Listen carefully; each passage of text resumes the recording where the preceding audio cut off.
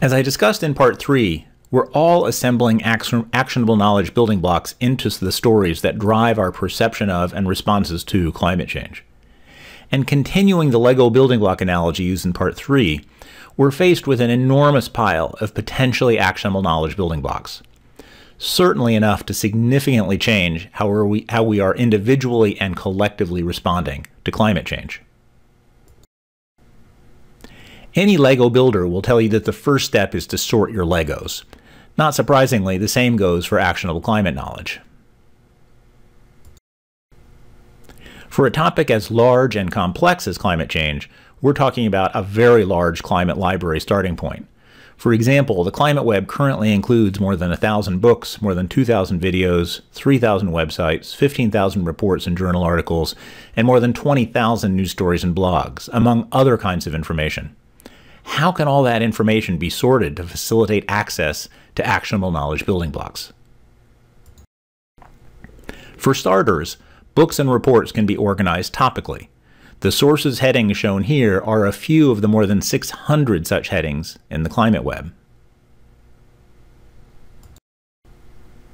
Each heading organizes relevant materials, in this case the literature evaluating and/or critiquing carbon offsets, or the literature bearing on the topic of investing under conditions of climate change uncertainty.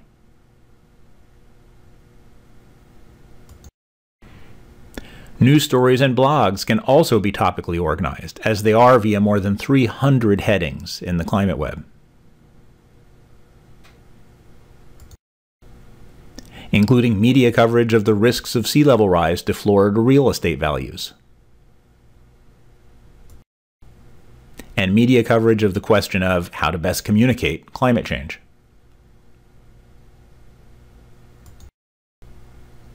Since a picture can be worth 1,000 words, the climate web points you to more than 100 YouTube channels relevant to climate change topics, including channels specific to communicating climate change, as shown here.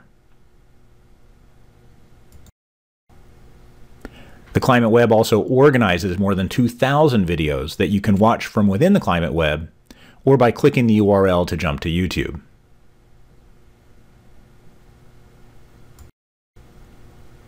Thousands of websites and web pages are organized under more than 400 networking headings, such as those shown here, including a heading that organizes all of the different ways that sea level rise is being visualized and displayed.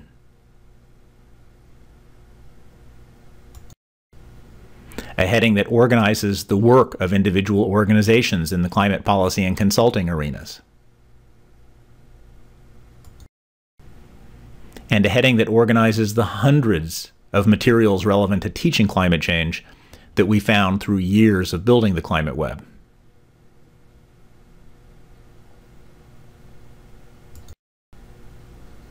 Or the hundreds of places you can go for climate change news. Note that all of these headings are easy to change, replicate, scale down to smaller numbers of included items, etc.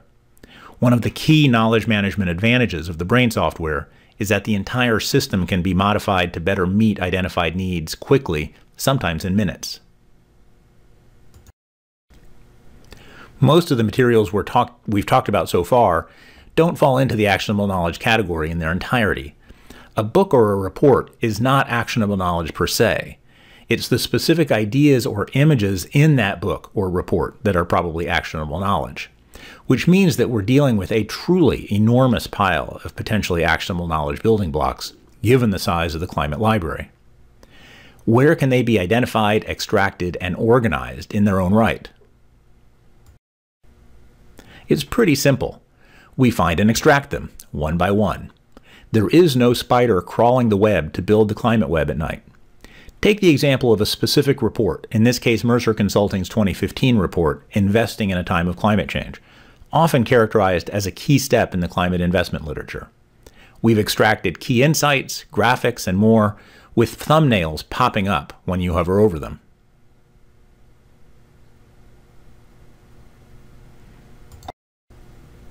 Or the example of George Marshall's 2014 book, Don't Even Think About It: Why Our Brains Are Wired to Ignore Climate Change.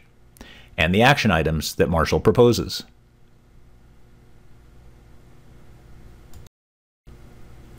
Or thought-provoking points made in an individual news story or blog.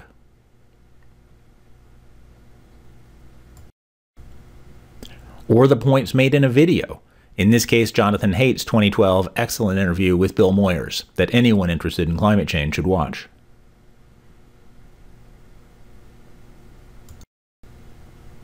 Replicated across many hundreds and ultimately thousands of sources, we're talking about a lot of actionable knowledge blocks, and that calls for a more sophisticated sorting process. Knowledge base headings like those shown here are one example of this expanded sorting process in the climate web. There are more than 600 such headings currently in the climate web, each pulling together extracted ideas on a topic from multiple individual sources. But even though it aggregates multiple sources, you can always jump back to the original source from whatever individual thought you're looking at, including aggregated thoughts regarding climate business risks for the electric sector.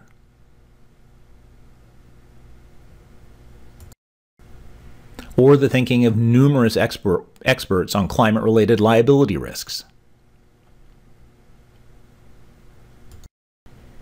Similarly, thousands of climate graphics, including graphics extracted from books, reports, and news stories, are organized under more than 200 graphics headings. Want to find an image for a PowerPoint presentation that does a great job of making a particular point? That image is probably in the climate web, and the sorting processes used in the climate web can help you find it. For example, images representing the fingerprint of climate change.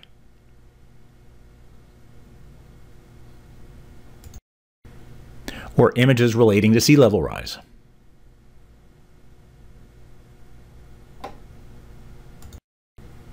The bottom line is that the climate web today includes the equivalent of more than 100,000 Lego building blocks, many of them representing potentially actionable climate knowledge.